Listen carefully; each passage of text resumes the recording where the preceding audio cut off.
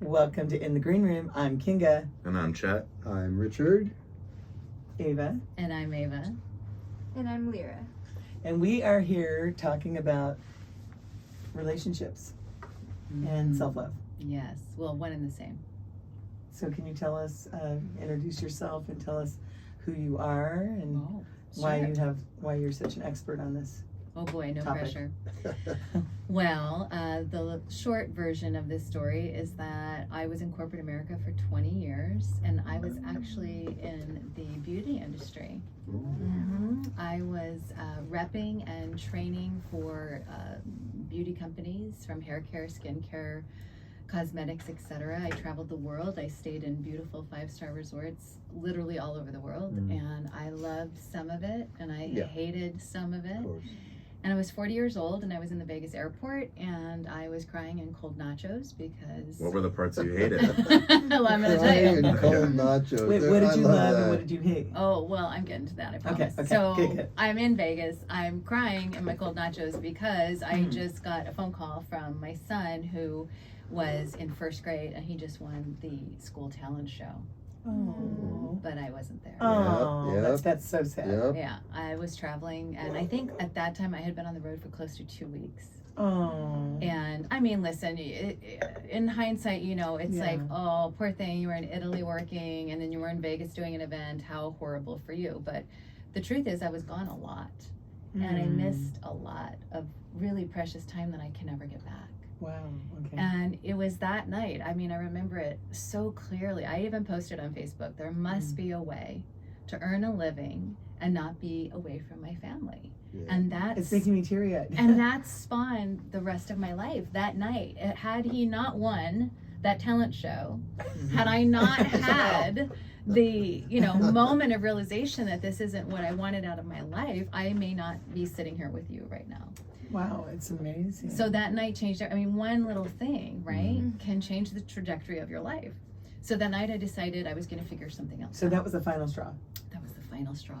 And so it was only a couple months later I was in a long-term relationship, not legally married. And that moment I realized, what do I love? What do I love about my life? What do I love about my job? And it was very clear that I absolutely loved the training part of my job. And I loved the relationships that I created in my job.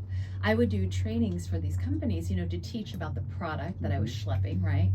And what I noticed was after the training, people would come up and talk to me. And that sign on my forehead that says, "Tell me your life story," was, flashing neon. And that's what I loved about my job.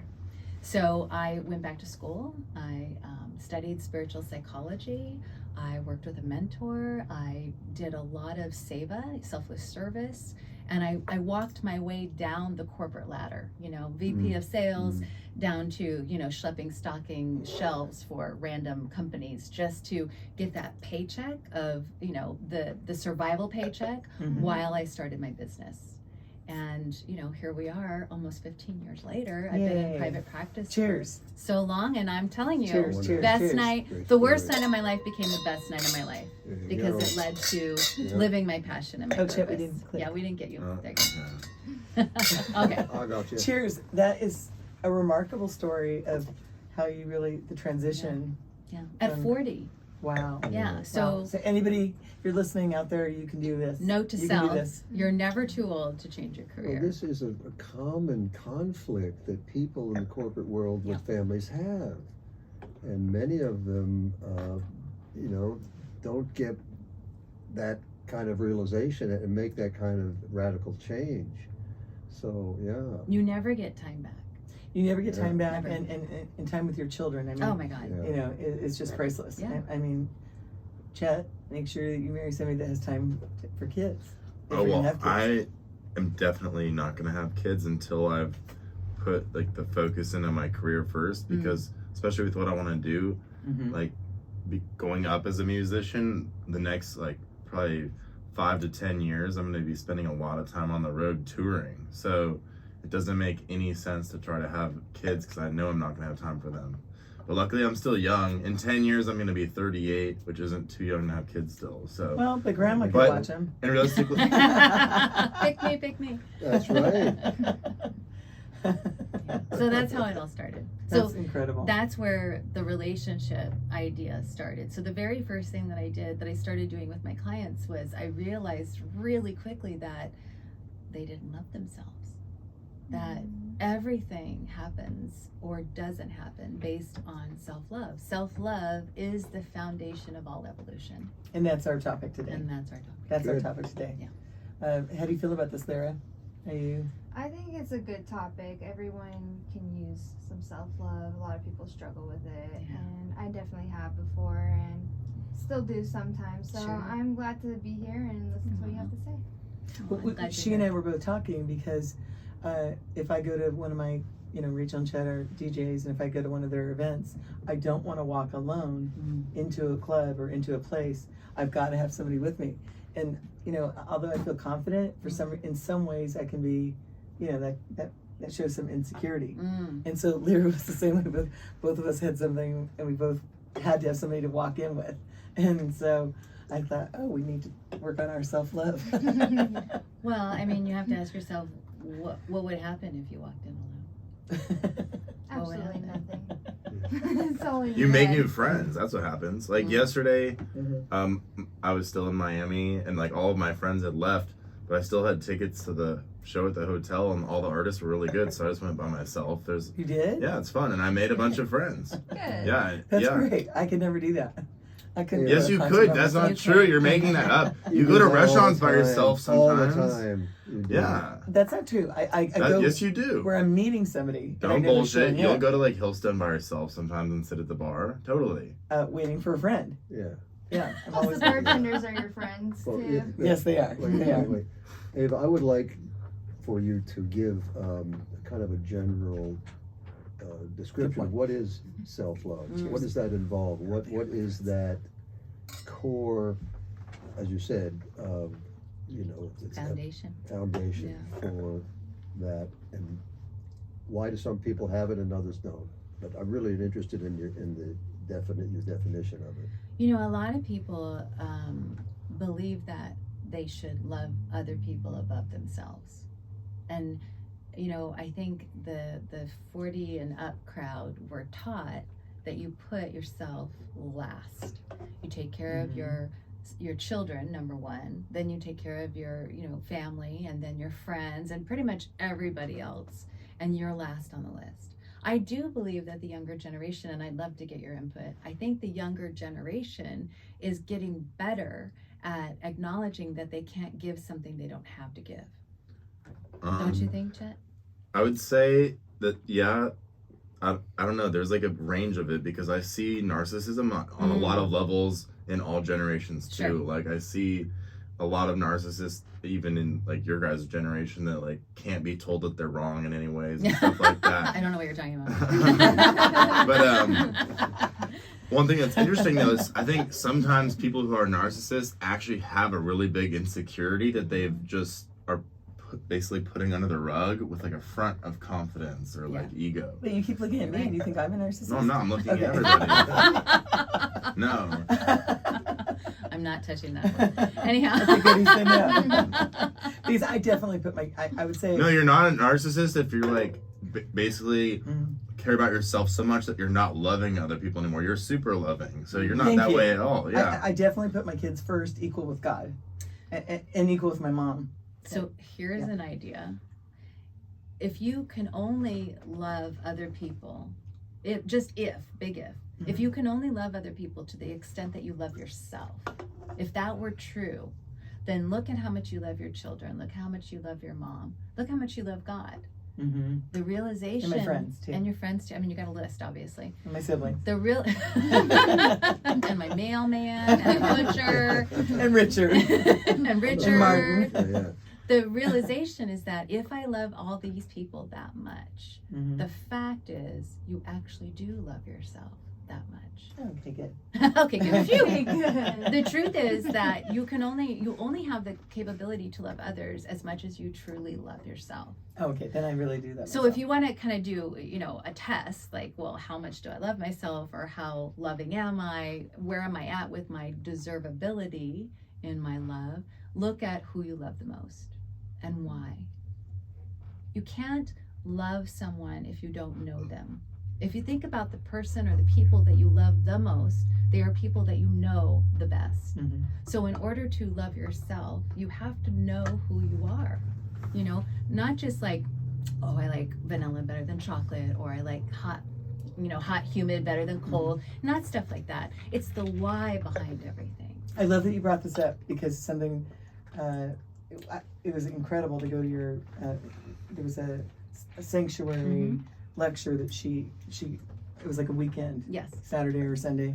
And it was kind of a couple hours, and I attended it, and everything you said, I was just like mesmerized, and I was listening, and just, you were just so easy to listen to, and everything you were saying, I was like, wow, you don't think about this, but I really, you had us write down on the paper, different things that we were struggling with, and I was just only putting down positive things. Mm-hmm. But at one point of the exercise, you said, okay, now there's somebody that you love the most. Mm-hmm. She said, like, if it's if it's your, if you have children, pick that child that's your favorite and write that down. And so at the end of the exercise, I went up to Eva, and I said, do you only have one child? Yes,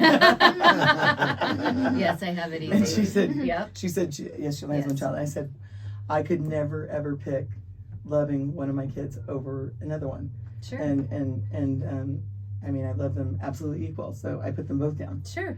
That's fine. Yeah. So anyway, I thought that was, Yeah. How do you feel about that? I feel that people that have 2 or more children are expected to love them equally. And I think on any given day, you may or may not like them both. And that's okay. And that could be true. It's okay. And here, the interesting thing about self-love is that it's a circle. So there's self-love, there's the love for others, everybody else. Anybody that's not you is other love. And then there's the love for the collective consciousness, the highest good, God, higher power, whatever you want to call that thing. Yoda, I don't care what you call it. But the thing that is either inside of you or outside of you, but has a higher power than you do. So, we can call it whatever you want. We can call it truth, we can call it soul, we can call it divinity. It really doesn't matter. But those are the 3 types of love. So in order to have love for yourself, you have to have that divine love. In order to have divine love, you have to love others. In order to love others, you have to love yourself. It's a circle. It's not a hierarchy. It's a circle. Each one depends on the other. Does that make sense? Yes, yeah. Absolutely. So there's 3 different types of relationships that you can have, but they are all interdependent, codependent on one another in the best possible way. So to think that you can just give all your love away to everybody outside of yourself and not turn inward, you're going to run out of love.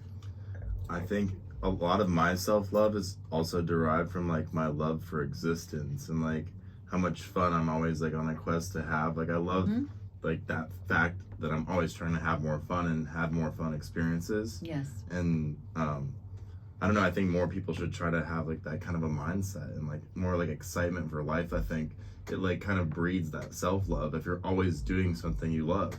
So why do you do the things that you love to do? What it is that you get from that? I'm just super passionate like about music and like live comedy, like those 2 things mostly. Okay. And then I also love exercise. So like those 3 things. What do those things do for you? I guess they just make me feel like satisfied or accomplished because I'm spending my time doing the things I enjoy. Okay. So those things make you feel accomplished and satisfied. And then what do you give back to the people that you love? I want to make them feel that way too, and like, have fun with them and take them to do fun things. So like, I love giving experiences as gifts so that they can go have fun and do what they love to do. Chet's always very generous. If there's any kind of a holiday, or whether it's Christmas or Mother's Day or my birthday, he always spends a lot of time writing a lot on a card, and that makes I love that. And then he'll get me like my favorite wine and like a gift and some flowers. He's very generous about it. It's very sweet. It's very sweet. I want to touch back on that topic though of picking a favorite child, because you mentioned that, and that You're really stuck on this. because I do know a lot of parents that do have a favorite child. They do. It falls in and out. I mean, you're more like one of your children than the other. And sometimes you may love that, and sometimes you may not love being more like one of the children.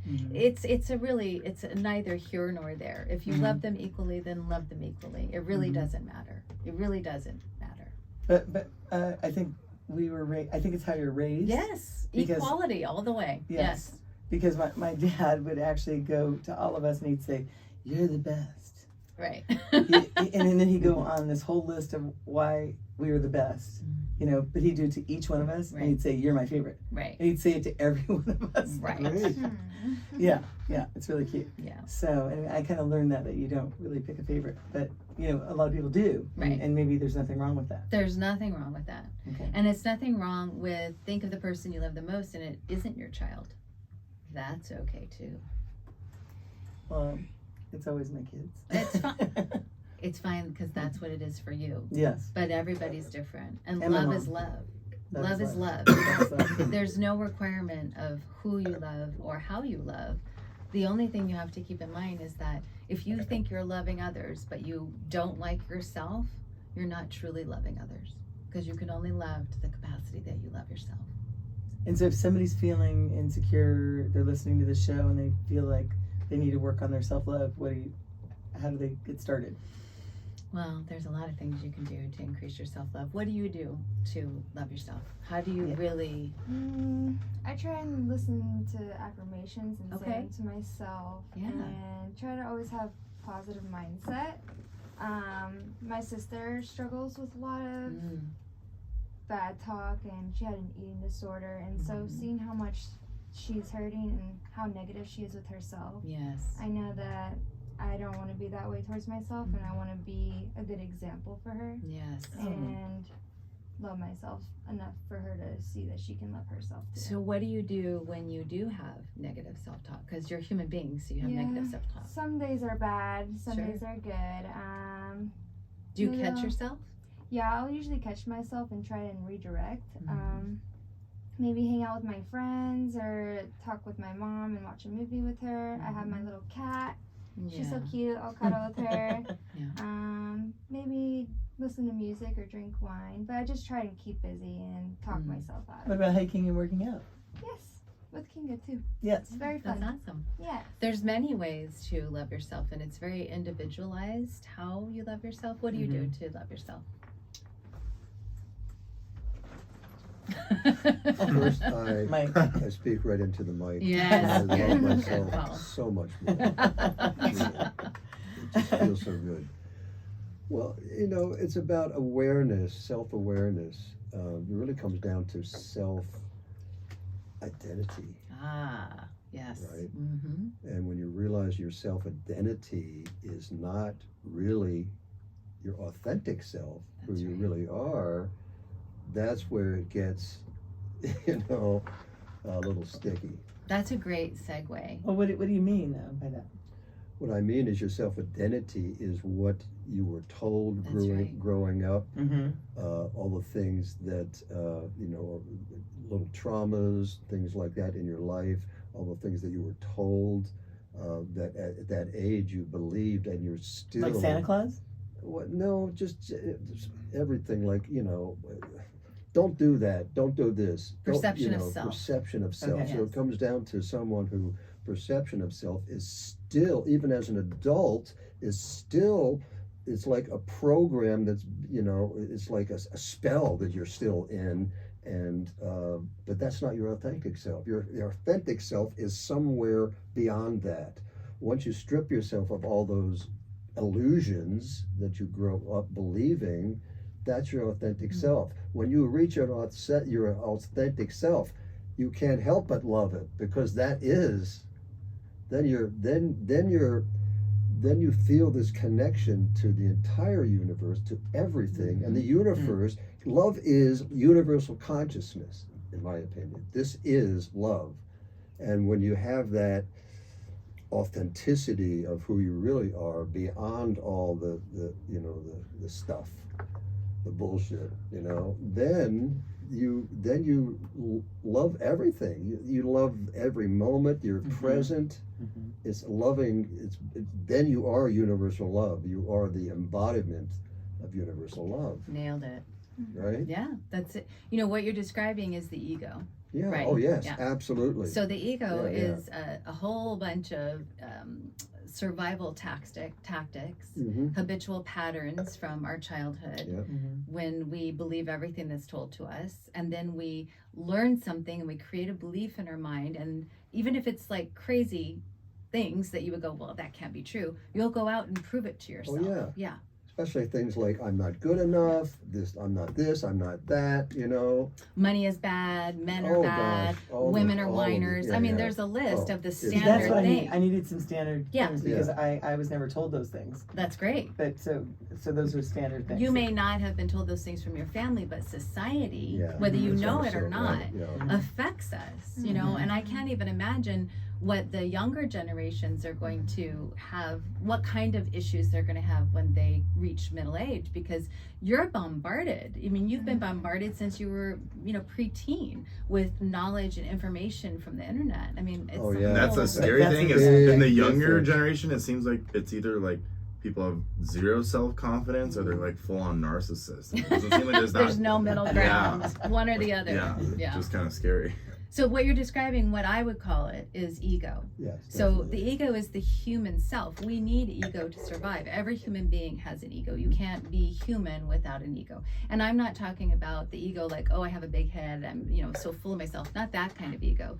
The ego that is the survivor, the ego that uses the tools from childhood and the habitual patterns that we were taught or learned or absorbed from other people in order to survive. Yeah, self-identity. Yes, and then what you're describing on the other end of the spectrum is your divine self, your truth, your authenticity, your divinity, your God self, your soul, whatever you want to call it, it doesn't matter. It's kind of like for my generation, it's like the old Tom and Jerry cartoon with the devil and the angel on the shoulder, right? So the idea isn't that, oh, I have to live in my divinity 24/7, because that's not going to happen. It's impossible. Nobody, and this is the truth. Any healer, guru, whoever that tells you they don't have ego, they've made friends with their ego, they ignore their ego, they override it, is bullshit. I don't really understand all this ego stuff.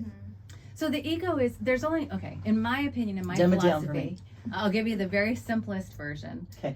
There's only two emotions. There's love or fear. Yep. And any emotion that you guys could name, anything, falls under the category of love or fear. It's either a positive vibration or a negative vibration. Well, give me any emotion. Happiness. Well, happiness is probably going to be love. Okay. You're right. And anger and shame and jealousy and anything negative is going to fall under the vibration of fear. Okay. So if you're in fear, you're in ego. And a lot of fear serves a purpose. You discern, should I walk down that dark alley? Should I be with this guy that's mean to me? Right. There's a part of fear. Well, just like how shame can be good. Like, it's like when I was out of shape, once I realized I was out of shape, I felt like, you know, I guess a little bit of shame that I wasn't at my peak form, and that's like one of the things that helped get me back in shape. So I think that was a good thing because it ended up helping my health overall. Well, the shame probably wasn't great. The shame itself, if you took but it's the a motivator. Shame, it's a motivator. If you took the shame and isolated it and removed it and just looked at the experience of shame, that probably wasn't good. The result of feeling like this isn't what I want, but you moved into exercise and working out of love. Not out of shame. Self-care. Yeah, but it was motivated, like, and initiated, like, because my best friend called me out. And he's like, "Bro, you're getting chunky." Like, you know, and I just hadn't realized. And it was during COVID. It was during COVID. Well, everybody was having. He was in lockdown. But I'm glad he called me out and made me. And you could have moved. You could have made that decision and moved without the shame piece. You could have. It's possible. But the fact that you look at it and you go, wow, that was a springboard for me to make this improvement, and that helped you love yourself, then the result of it is great. And maybe next time you don't even have to dip your toe in shame. Maybe you can go, dude, I hear you, I got it, I'm going. That's a possibility. So you have ego, you have your divine or authentic self, and the goal is to lean back, physically, mentally, emotionally, lean back and watch the tennis game between your ego and your divine self. And if you can lean back long enough to see where you are and you go, wow, I am in my ego. I am living in fear. I am acting in fear. I am victimizing myself. If you can recognize that, then you have a choice. I can stay over here in fear. I can stay playing the victim, playing small, not living authentically, or I can make a change. But the ego's greatest fear is the unknown. That is the ego's greatest fear. An egoic existence means I'm going to do the same thing over and over and over again. And of course, yes, expect a different result. Yeah. But I'm going to do the same thing over and over even again. If it doesn't serve you. Yes. Exactly. That's why abused women stay, or men for that matter, stay in the abusive relationship because they know what's going to happen next. And if they leave, they don't know what's going to happen. And so they'd rather just stay put where they are. It takes a lot to break a cycle. Like the Stockholm syndrome. Yeah, right. I don't know what that is. It takes a lot to break a cycle. I don't know. What is it? What's the Stockholm? Oh, it's a psychological state when some people. This has actually been. There was an actual thing that happened to someone who was. Oh, if it's super negative, no. They got kidnapped, and then all of a sudden you start identifying with the kidnapper. You know now, and so. Oh, yeah, scary! Yeah. Ooh, gosh, listen. I don't want to think about that. You've been ictioned. Yeah. Sorry.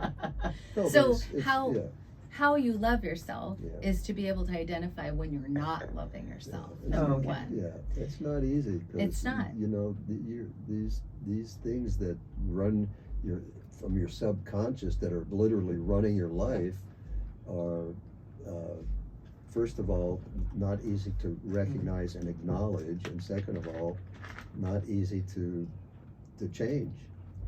Well, I have a question for Eva. If you know someone that is, I'm not saying who it is or how I know them, but if you know somebody that's dating somebody and you don't think that person is right for them, I'm not saying it's an abusive situation, but it's like, okay, I think they're wasting their time. Do you think that that's something that you, as a friend, that you should say to your friend, or do you think that you just let them figure it out themselves? Did they ask you your opinion? No. Then it's none of your business. Okay. Thank you. None of your business. None of your business. That's right.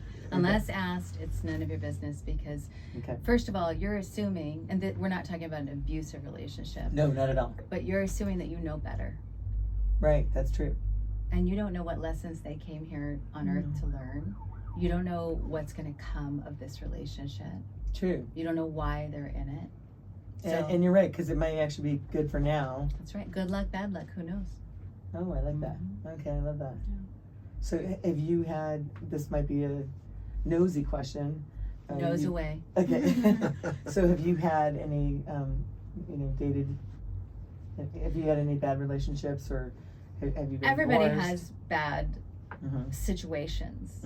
I don't think that there's such a thing as a bad relationship, because every relationship has highs and lows.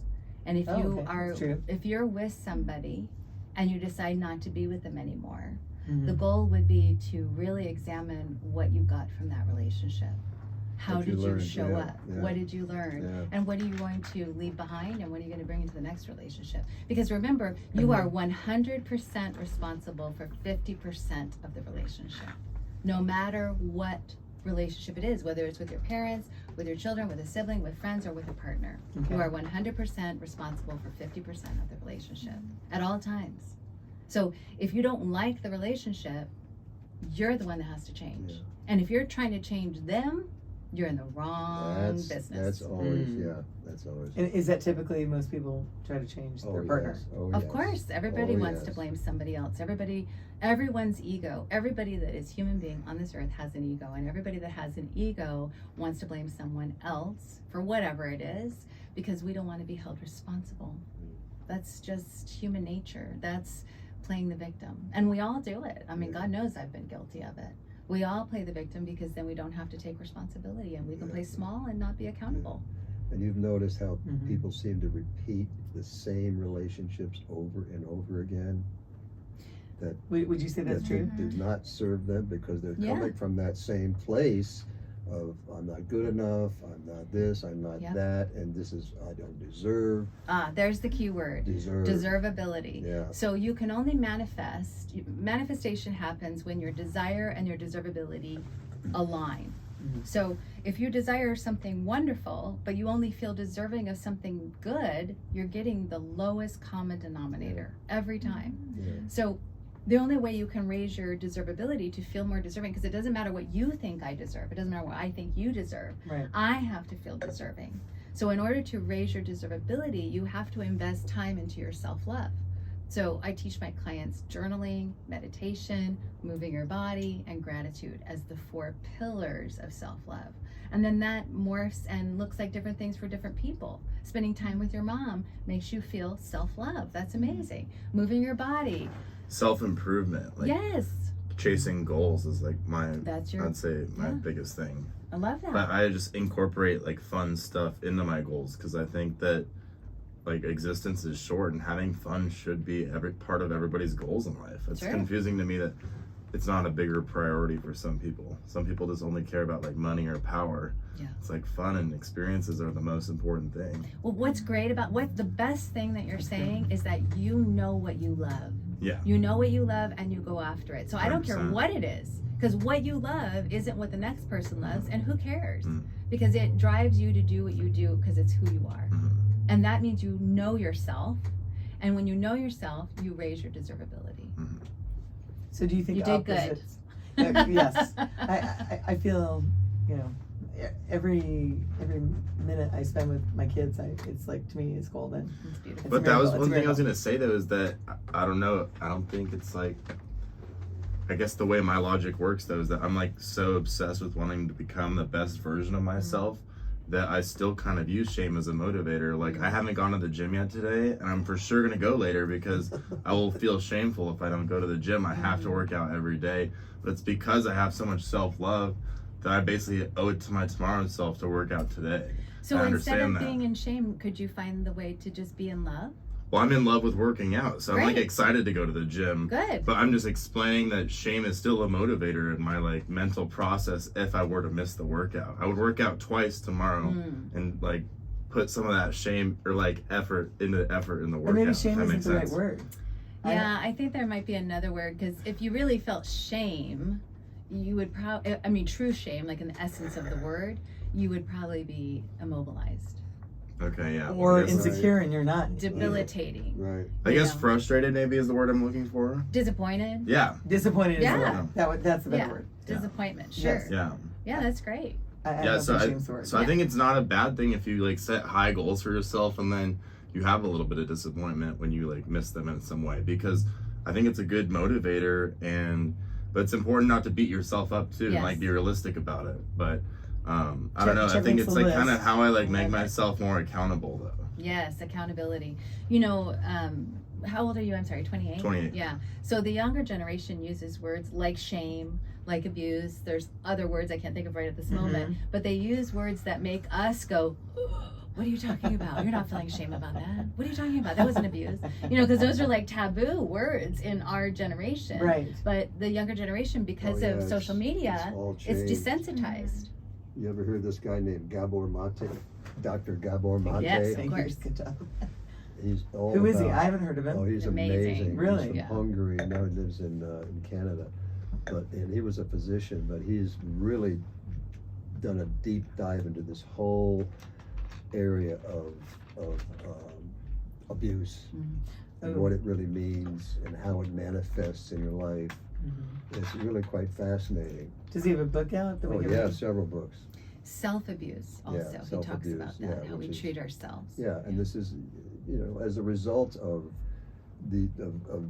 adopting these feelings that, I'm not good enough, I don't deserve this. And of course, that involves all kinds of self-abuse. Well, on that note, hold on. On that note, I think that something that I was taught and I still continue to do is to try to like erase.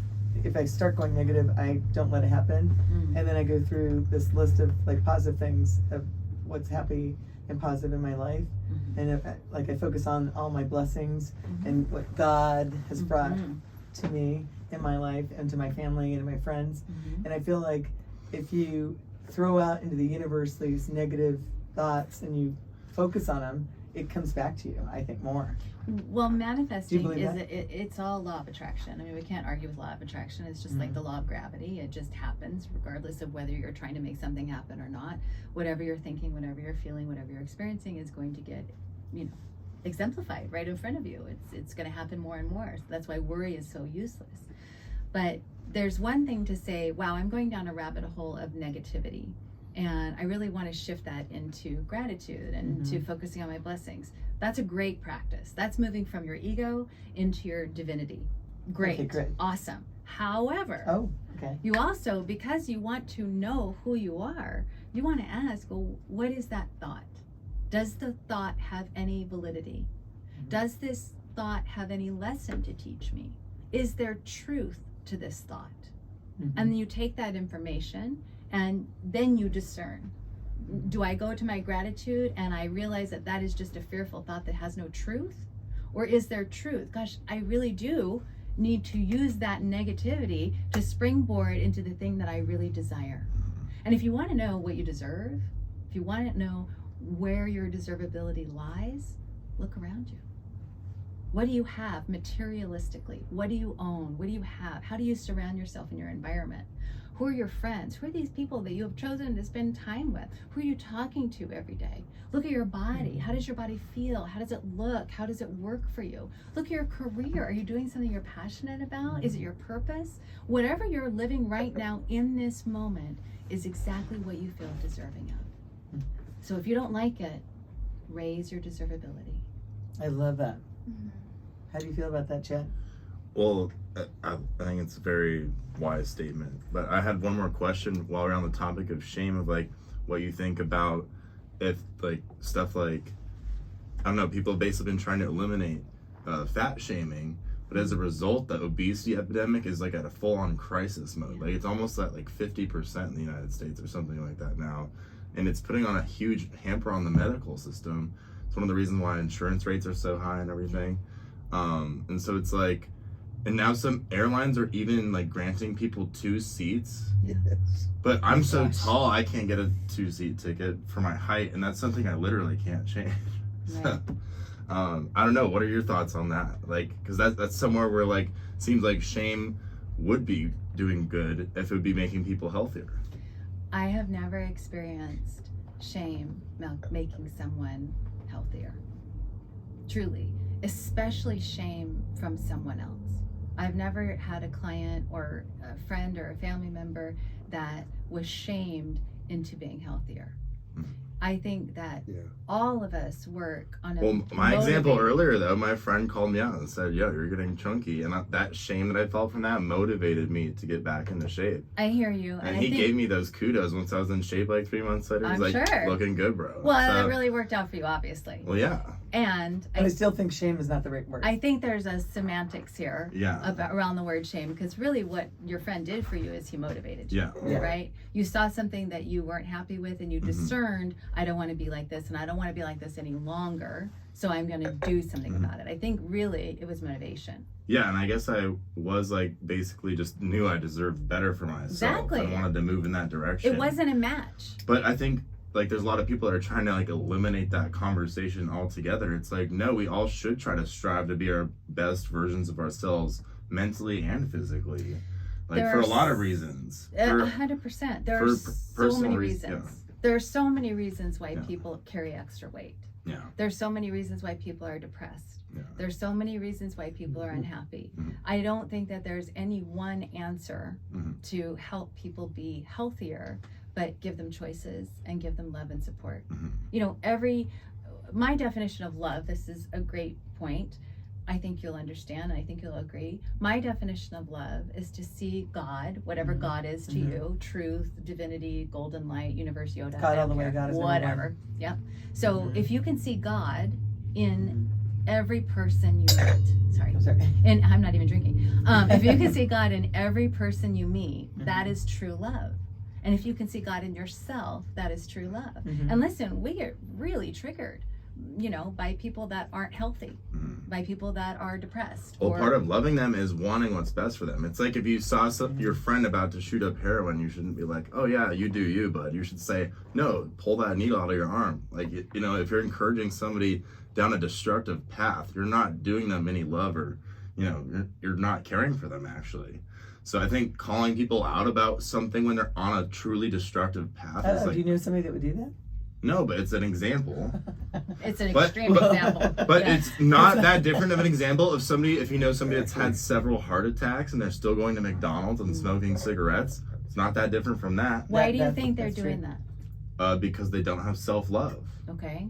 And so how do you help them love themselves? How do you, as a person who loves themselves, Good question. how do you help somebody that's self-destructive love themselves? Remind them that self-love comes from a product of your activities and like seeing that you're working towards getting better. That's what I think. So like literally day by day, if you're making those moves of like loving yourself more through your actions and loving other people more through your actions, I think it's going to be like basically get momentum towards just doing that stuff more. How do you get somebody to go from zero momentum to that first step, in your opinion? I would like literally force them to go to the gym, get a workout in.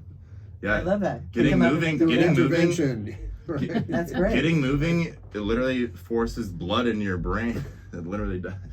I mean, that would be an ideal world if we could force people to behave the way that we think would be best for them. But of course, you can't force anybody to do anything. Yeah. And the acceptance that you can't change anyone, period. Yeah. You can't change anyone. I The love only that. person I you can love that, change because you know you think you is can. yourself. Of course you think you can. I mean, my God, that's half the relationships in this world are the man wanting to change a woman, or the woman wanting to change the man, or the woman wanting to change a woman, or the man wanting to change a man. I mean, it's ridiculous. So do you think interventions are not worth the time then?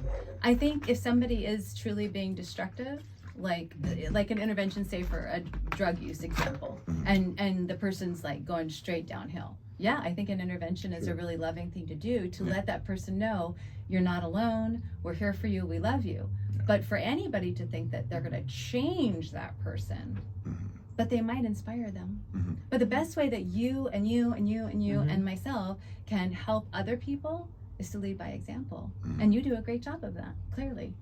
Well, So leading by example is your best tool to help other people.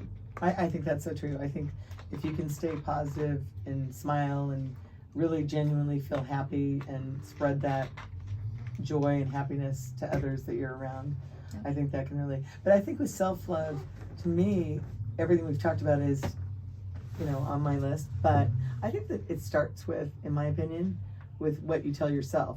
And I know we went through, you know, I said that sometimes I try to block out, like, oh, that's negative, don't think about that right now.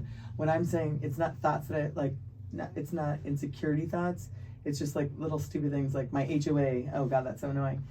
Don't think about that. Think about, okay, your kids are doing great. Oh, they're in Miami. Right. They're doing their music. They're, that, it's like that HOA stuff. I can't change it. It's not going to change. So why am I consumed with thinking about it? Well, if you're That's what I'm consumed, talking if you're literally consumed, Oh, and not that's consumed. a big word. Yeah. But if you're You're literally right. consumed about thinking about something, it's probably trying to tell you something. Probably trying to tell you something. If you wake up thinking about it, if you dream about it, if you obsess about something, there's probably something it's trying to tell you. It's time to sell. Ding, ding, ding. No, I mean, I used to. I've literally been telling you, you've been so annoyed by your HOA that you should sell that place. That's ironic. You said it this time. I mean, maybe it's trying to tell you totally something. think that. Really, truly. Because, there's a reason why you think about things obsessively. Well, I wouldn't say it's excessively, but when it takes like You 2 said months it was to consuming. Yeah. get permission to stucco a place, and you're like 2 or 3 months down the road, Right. and Right. it's just there's so much work to know. get a small thing done. Yes. It's like who has time for that in their life? Yeah, it's this not me. this is so typical with HOAs. You hear these stories all the time because HOAs are a lot of times run by people who are pretty insecure and just want people to No boss other generalization there. people around, right? No, So back to seriously, you see Eva. this. You So know. Ava, we only have like maybe 10 more minutes. Oh, What should be on our list of if you want us to work on like 5 things, just for self-improvement, not somebody that's just totally happy but you want to still keep improving. Well, I would look at it as self-love, instead of improvement. Okay. There's a lot of room for Self-love. judgment with the word improvement, right? Self-love. Yes. So the first thing I would do is try to get familiar with your ego, your divinity, and the observer. So in any given moment, but especially when you're upset, is a really good time to do it. Lean back. And when I say lean back, I do mean metaphorically, emotionally, mentally lean back, but also lean back. You'd be surprised the view from back What do you mean? here. You mean just go like Just this? lean back. Yeah, lean back, breathe. It sounds Oh, crazy. lean back and notice, Gabe, the time went off. Oh, It's it's off? fine, but Okay, it's not off. It's still Okay. recording. go ahead.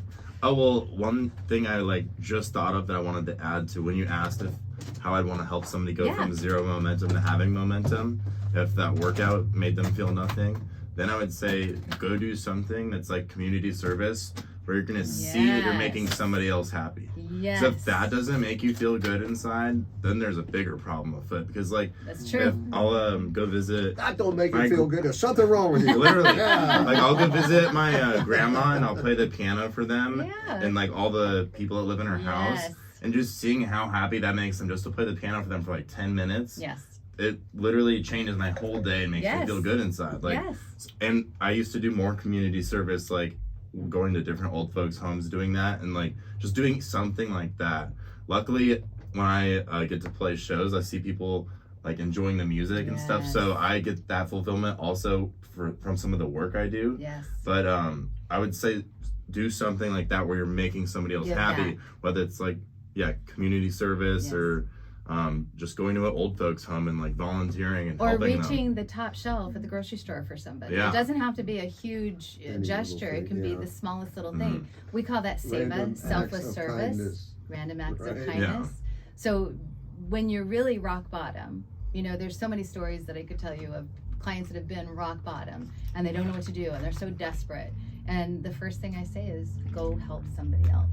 Somebody has it worse than you. Go find them and do something for them. Because giving is the greatest gift to yourself. The person that you give to receives, but you receive even more. Yeah. So So true. it's so true. It's so true. So selfless service would be something that everybody can go do tomorrow. You can just leave the house and have in your mind, I'm going to do something nice for somebody. And if you feel good when you leave the house, everybody feels good when you leave the house because you're going to attract exactly how you feel. So that would be number one. I would definitely say practice the 3 rules. No judgment. So when you judge yourself, when you're in that space of ego, literally lean back. Yeah, it seems funny, but it's a real thing. Lean back and recognize I'm in my ego. Do I want to stay there? And sometimes the answer will be yes, I want to stay here. I want to be the victim. I want to be in fear because it feels good right now. So stay there, but keep leaning back and keep asking yourself, am I done yet? Am I done yet? Am I done yet? And when you're done, that leaning back is going to shift your vibe, and then you can choose to be in your divinity. You can choose your truth, your light, your God self, whatever that looks like.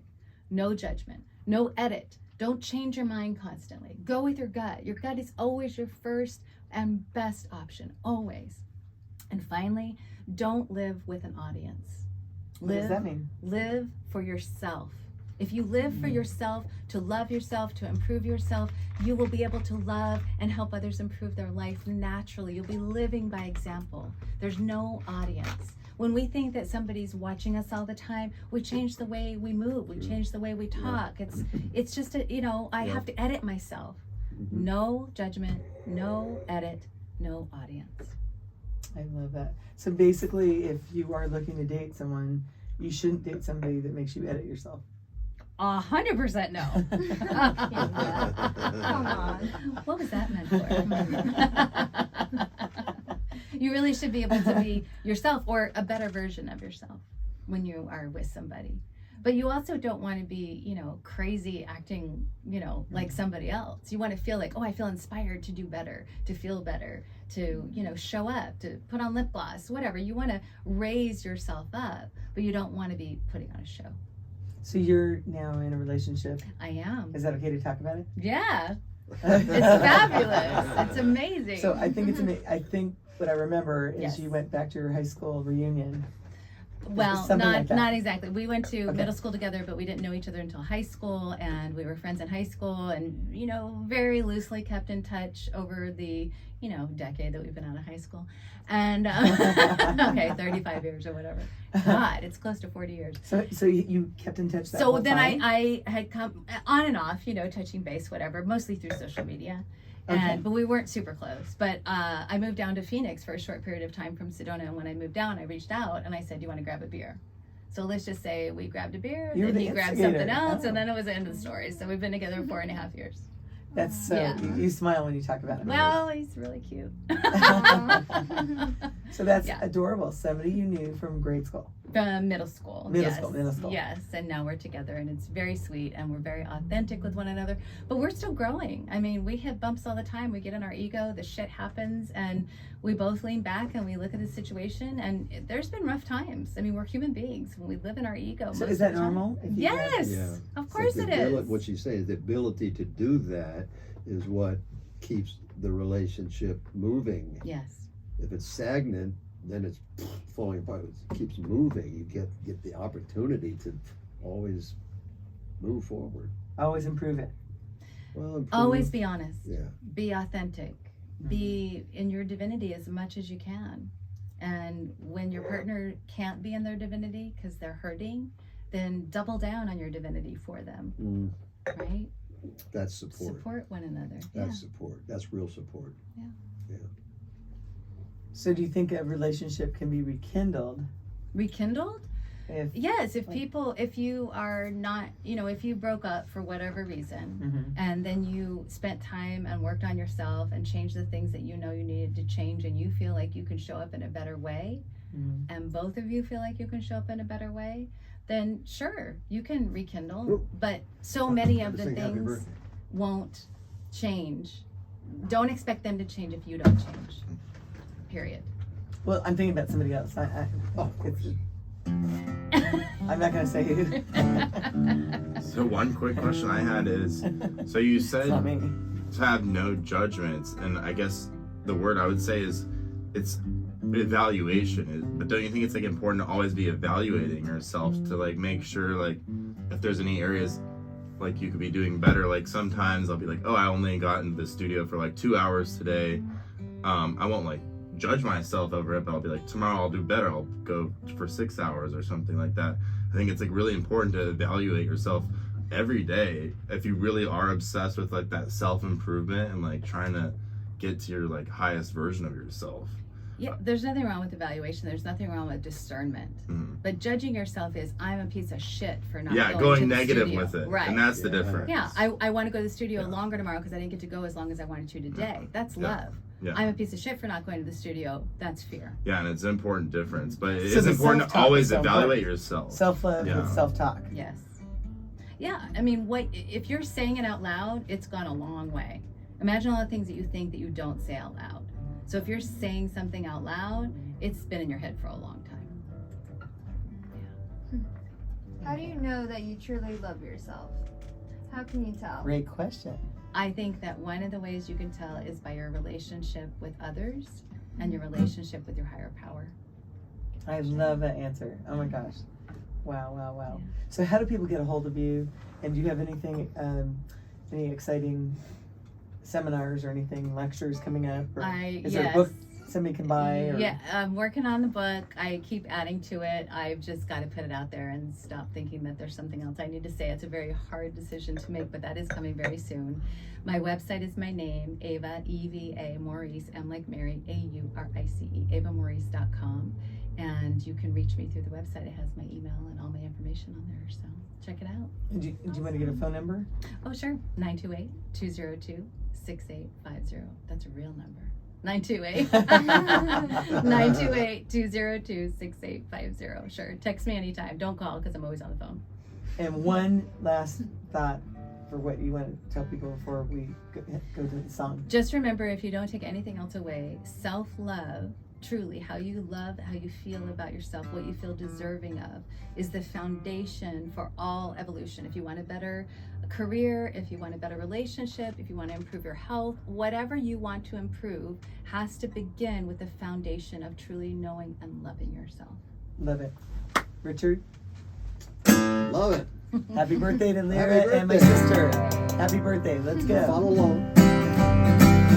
Happy birthday.